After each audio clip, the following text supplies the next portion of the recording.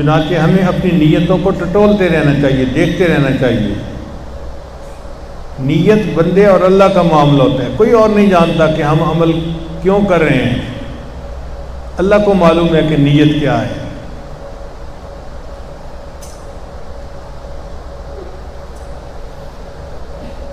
اب یہاں سے ایک بات سامنے آئی کہ اگر کوئی بندہ ایک عمل میں کئی نیتیں اکٹھی کر لے تو پھر اس کو عمل کا ثواب دوسروں کی نسبت زیادہ ملے گا۔ ایک بندہ مسجد میں آتا ہے، جی میں جماعت کے ساتھ نماز پڑھنے جا رہا ہوں، اس کو اتنا ثواب ملے گا۔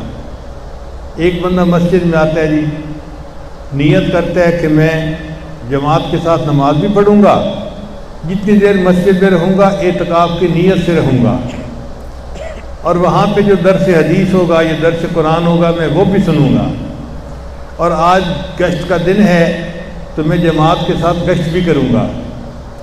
اب اس نے کئی عملوں کی نیت کو اکٹھا کر لیا تو اس کو مسجد میں آنے کا ثواب زیادہ ملے گا۔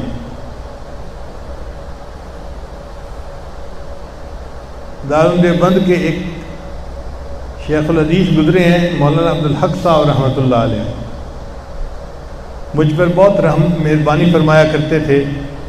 میری ان سے یو کے میں ایک مرتبہ ملاقات ہوئی تو انہوں نے ایک کتاب کا نام بتایا اور فرمانے لگے کہ اس کتاب میں ایک محدث نے یہ لکھا ہے کہ میں جب کپڑے بدلتا ہوں نا تو کپڑے پہننے میں 40 نیتوں کو جمع کر لیتا ہوں۔ اللہ اکبر کبیرہ۔ اب ہم تو کپڑے بدلتے ہیں تو صرف ایک نیت ہی، پہلے کپڑے گندے ہیں صاف کپڑے پہن لو، ختم۔ لیکن علماء اسی عمل کو کرتے ہیں تو اللہ تعالیٰ علم کی وجہ سے ان کے درجات کو بڑھا دیتے ہیں۔ وہ 40 نیتوں کو اکٹھا کر لیتے تھے۔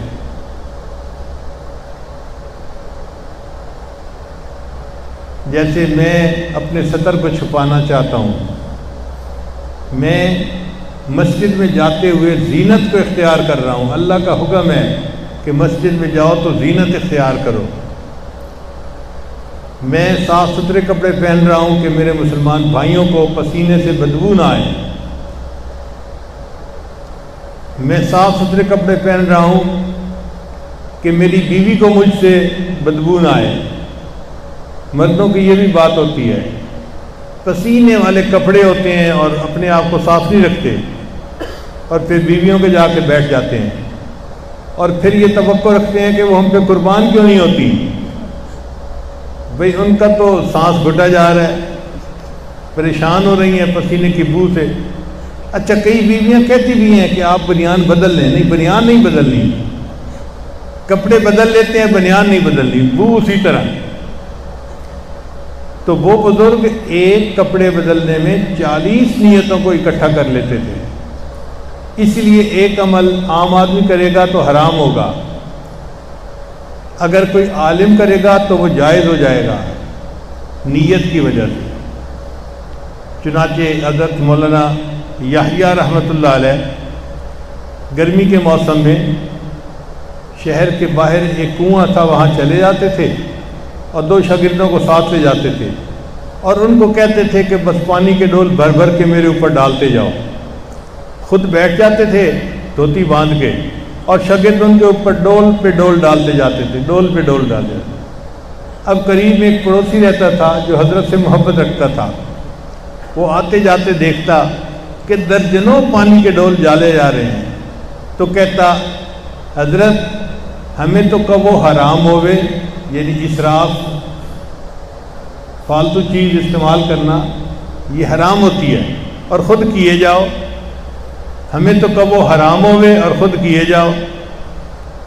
حضرت کہیں میرے لیے جائز تیرے لیے ناجائز، وہ بھی سن کے چلا جاتا۔ پھر وہ دیکھتا تو پھر وہ بھی یہی کہتا، ہمیں تو کب وہ حرام ہوئے اسراف اور خود کیے جاؤ۔ حضرت کہیں میرے لیے جائز تیرے لیے ناجائز۔ ایک دن اس کے پاس وقت تھا، وہ کھڑا ہو گیا، کہنے لگا اچھا آج سمجھائیں آپ کے لیے جائز کیسے، میرے لیے ناجائز کیسے۔ حضرت نے فرمایا اچھا یہ بتاؤ تم نہاؤ گے تو کس نیت سے نہاؤ گے؟ اس نے کہا جی میل کچیل دور ہو جائے اور جسم صاف ہو جائے۔ حضرت نے فرمایا چونکہ تمہاری نیت میل کچیل دور کرنے کی ہے، لہذا 2-3 ڈول کافی ہیں اس کے لیے۔ 2-3 ڈول اوپر ڈالو گے، میل کچیل ختم ہو جائے گی اور کام ختم۔ اب اس سے زیادہ کرو گے تو اسراف ہوگا اور تمہارے لیے حرام ہوگا۔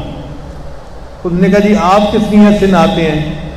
کہنے لگے دیکھو بھائی گرمی کا موسم ہے، میں سارا دن مدرسے میں بچوں کو پڑھاتا ہوں تو میری طبیعت میں گرمی ہو جاتی ہے۔ اب میں یہاں عصر کے بعد آتا ہوں اس گرمی کو دور کرنے کے لیے، تو میں نیت کرتا ہوں کہ میرے اوپر پانی ڈالو تاکہ جسم کی گرمی دور ہو جائے۔ اب یہ 1000 ڈول بھی ڈالیں گے، 10,000 ڈول بھی ڈالیں گے تو میرے لیے جائز ہوگا، کیونکہ گرمی دور کرنے کی نیت ہے۔ تو دیکھو ایک ہی عمل تھا، مگر نیت کی وجہ سے ایک بندے کے لیے حرام ہو گیا، ایک کے لیے جائز ہو گیا۔ اسی لیے ہم کون سا کام کس نیت سے کرتے ہیں اس کا بڑا خیال رکھنا چاہیے۔ ایک آدمی نے مکان بنوایا تو وہ اپنے شیخ کو لے کے آیا دعا کرنے کے لیے، ان کو مکان دکھایا۔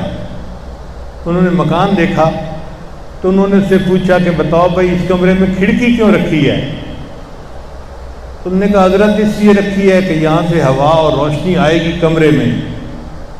انہوں نے سمجھایا اللہ کے بندے تو نیت یہ کرتا کہ یہاں سے مجھے اذان کی آواز کمرے میں بیٹھے سنائی دے گی، ہوا اور روشنی تو تجھے ویسے ہی ملنی تھی، تو اگر تو اذان کی آواز آنے کی نیت کرتا تو کھڑکی بنانے پر بھی تجھے ثواب مل جاتا۔